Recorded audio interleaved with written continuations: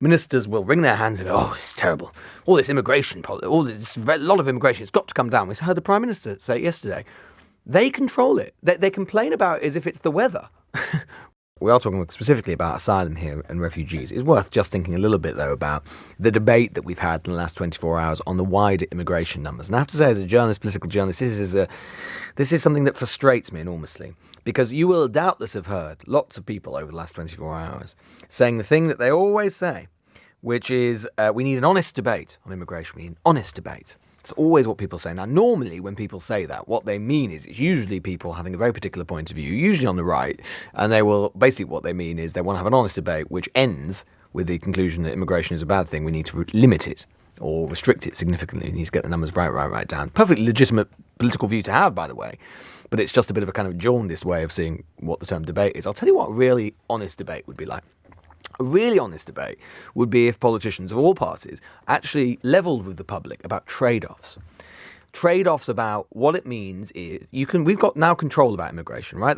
They say that's what Brexit was supposed to be about. It wasn't necessarily about reducing numbers, it was about control. It was about the government being able to always say, you can come in, you can't, you can, you can't, etc., etc. Whereas obviously we had freedom of movement from the EU before. So we're at that. That's the benefit of Brexit. That's what we were told. Fine. Exercise that control. Politicians have to be accountable for that control. And politicians need to say that if we exercise that control and we pull that lever and we get fewer people coming in to do this, well, that's fine. You know, maybe there'll be slightly less competition for housing or whatever, but I'll tell you what it also means.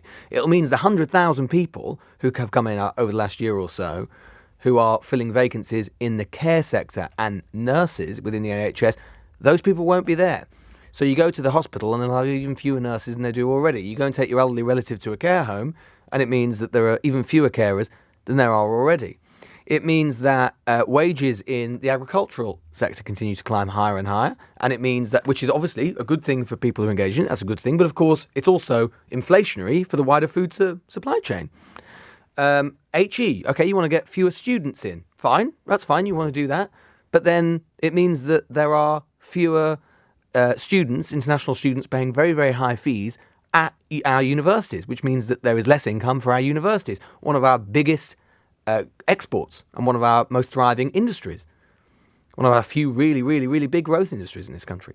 So, fine, let's have an honest debate. But that is what a really honest debate would do. It would be politicians briskly and calmly saying to the public, that's fine, but there will be consequences to this. Because what they do instead at the moment is you have an enormous gulf between the rhetoric that we hear from ministers and the actual policy outcome. So year after year after year after year, ministers will wring their hands and go, oh, it's terrible. All this immigration, a lot of immigration, it's got to come down. We heard the Prime Minister say it yesterday. They control it. They complain about it as if it's the weather. They control it now. They can exercise and change it, but they don't do it. They don't do it because they know if you're the Prime Minister, although you've got a political imperative with immigration and people might not like it or always like it, you've also got the business department coming to you and saying, well, we need more people for the hospitality sector and everything else. You've got the education department coming to you about the universities. You've got the agriculture department coming to you about, agricultural workers, etc., etc. You've got to balance these trade-offs.